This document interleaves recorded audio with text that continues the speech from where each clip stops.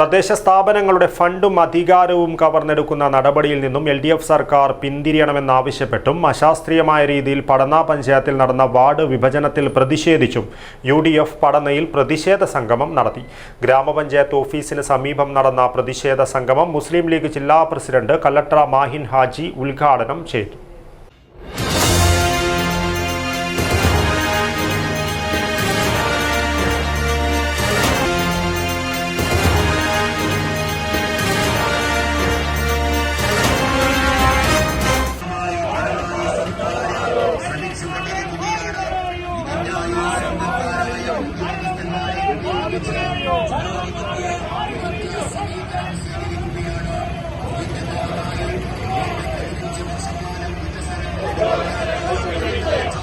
വരുന്ന തദ്ദേശ തെരഞ്ഞെടുപ്പിൽ ജനങ്ങളുടെ ശക്തമായ പ്രതിഷേധം ഉറപ്പാണെന്ന് മനസ്സിലാക്കിയപ്പോഴാണ് LDF സർക്കാർ ഭൂരിഭാഗം പഞ്ചായത്തുകളിലെയും വാർഡുകൾ തലങ്ങും വിലങ്ങും വെട്ടിമുറിച്ച് ഭരണം പിടിക്കുവാൻ കുതന്ത്രം പ്രയോഗിക്കുന്നതെന്ന് കല്ലട്ര മാഹിൻ ഹാജി ഉദ്ഘാടന പ്രസംഗത്തിൽ ആരോപിച്ചു.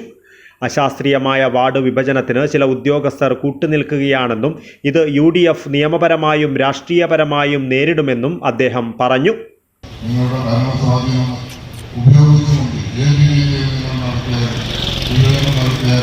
നിങ്ങൾക്ക് ഈ 38 പഞ്ചായത്തും മുനിസിപ്പാലിറ്റികളിലും ഭൂരിപക്ഷം പഞ്ചായത്തുകളും മുനിസിപ്പാലിറ്റികളും UDFിന്റെ കൈകളിൽ എത്തിച്ചേരുന്നതായി ഞങ്ങൾക്ക് കാരണം അത്രയും തരംതാഴ്ന്ന രീതിയിൽ ഈ 8 വർഷം കൊണ്ട് ഈ കേരള സർക്കാരിന്റെ ഭരണം അത്രയും തരംതാഴ്ന്ന രീതിയിൽ ജനങ്ങളെ ഉപദ്രവിച്ചുകൊണ്ടാണ് മുന്നോട്ട് പോയിക്കൊണ്ടിരിക്കുന്നത്. ഏറ്റവും അവസാനമായി വൈദ്യുതി ചാർജ് വർദ്ധിപ്പിക്കുകയും അതുപോലെ തന്നെ പെൻഷൻ ഇല്ലാതാക്കുകയും ചെയ്യുകയും പെൻഷൻ കിട്ടാത്ത പേരിന് മാത്രം തെരഞ്ഞെടുപ്പ് സമയത്ത് മാത്രം 2 മാസത്തെ പെൻഷൻ അനുവദിക്കുകയും. പ്രതിഷേധ സംഗമത്തിൽ UC മുഹമ്മദ് കുഞ്ഞി അധ്യക്ഷത വഹിച്ചു. DCC പ്രസിഡന്റ് PK ഫൈസൽ മുഖ്യപ്രഭാഷണം നടത്തി.